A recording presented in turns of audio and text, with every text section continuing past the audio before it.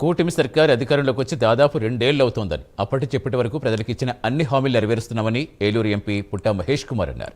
రాష్ట్ర వ్యాప్తంగా రోడ్లు, నిరుద్యోగ యువతకు ఉద్యోగ కల్పన, ప్రాజెక్టు నిర్మాణం, మౌలిక సదుపాయాల అభివృద్ధి విషయంలో నిబద్ధతతో పనిచేస్తున్నామని తెలిపారు ఆయన.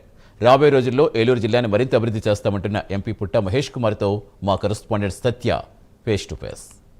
మనతో ఏలూరు ఎంపీ పుట్ట మహేష్ యాదవ్ ఉన్నారు. సార్, ప్రభుత్వం అధికారం వచ్చి 2 ఏళ్ళు గడుస్తున్న నేపథ్యంలో ఇప్పటి వరకు జరిగిన అభివృద్ధి, భవిష్యత్ ప్రణాళిక ఎలా ఉంటుంది? కంటిన్యూస్ గా అభివృద్ధి చేసేటి అన్ని కూడా మీ ప్రెస్ వాళ్ళకి కంటిన్యూస్ గా మీటింగ్స్ పెట్టి చెప్తానే ఉన్నానండి.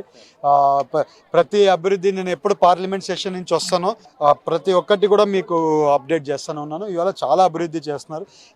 లోకల్లో ఎమ్మెల్యేలు అయినా కానీ, అలాగే లోకల్లో ఉండే లీడర్లు అయినా కానీ ప్రతి ఒక్కరూ అభివృద్ధి చేస్తాం. ఇవాళ మీరు చూస్తే ఏలూరు కాన్స్టిట్యున్సీలో రోడ్లు అయినా కానివ్వండి, ఇరిగేషన్ ప్రాజెక్టులు అయినా కానివ్వండి, తాగునీరుకైనా కానివ్వండి, ప్రతి ఒక్కటి ఇవాళ అభివృద్ధి చేస్తున్నాం.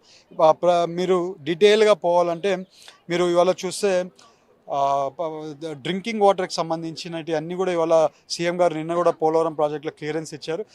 ఇవాళ కొల్లేరుకి కూడా మంచినీరు నిన్ననే సీఎం సమక్షంలో మీరు అందరూ కూడా అధికారులు అందరూ నాయకులు కలవడం, సమీక్షించడం జరిగింది. ఏదైతే 2027 నాటికి ప్రాజెక్ట్ పూర్తి చేస్తామని చెప్పేసి సమీక్ష జరిపారు. ఎటువంటి కార్యాచరణ చేపడుతున్నారు?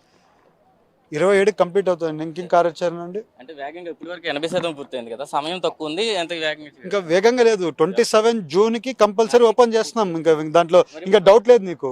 మరొక ప్రశ్న ఏంటంటే, పొగాకు రైతులు ఎవరైతే ఉన్నారో దానికి సంబంధించి కేంద్ర ప్రభుత్వం 40% GST రైతులు, పొగాకు రైతులు GST ఏది ఉందో అండి, సెంట్రల్ గవర్నమెంట్ GST పెంచుతుంది. ఎందుకంటే టొబాకో కన్సంప్షన్ తగ్గియాలనేది.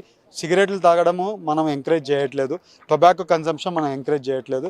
బట్ రైతులు వేరే పంటలు వేయడానికి కూడా వాళ్ళు ముందుకు పోవాల్సిన అవసరం ఉంది. వాళ్ళని వేరే పంటలు కూడా చూడమని చెప్పి వాళ్ళకి చెప్తున్నాం. బట్ ఇవాళ ఈ ఇష్యూ ఉంది, దానికి వాళ్ళకి ఇబ్బంది లేకుండా చేద్దాం. ఇప్పుడు భద్రాచలం కొవ్వూరు రైల్వే కథలకు ఎప్పుడు రాబోతుంది? DPR కూడా కొవ్వూరు భద్రాచలం రైల్వే అండి అంతా ప్రిపరేషన్ అయిపోయింది. క్యాబినెట్లో అప్రూవల్కి కూడా ఈసారి వచ్చే క్యాబినెట్లో అప్రూవల్కి వెళ్తుంది. అన్నీ కూడా ప్రిపరేషన్ చేసాం. బట్ ఓన్లీ క్యాబినెట్లో అప్రూవల్ అవుతుందా లేదా చూడాలి. నేను మొన్న కూడా ప్రైమ్ మినిస్టర్ గారికి లెటర్ పెట్టాము, పాజిటివ్గా ఉన్నారని మినిస్టర్ గారు కూడా, రైల్వే మినిస్టర్ గారు కూడా చెప్పారు. ఇవాళ మీరు ఎట్టి పరిస్థితుల్లో కంప్లీట్ చేస్తాము. కొంచెం టైం పట్టొచ్చు కానీ అంతా రెడీ అయిపోయింది. ఓన్లీ అప్రూవల్ జరగాల్సి ఉంది. జరిగితే ఇమ్మీడియట్గా రోడ్స్ అది శాంక్షన్ వస్తుంది.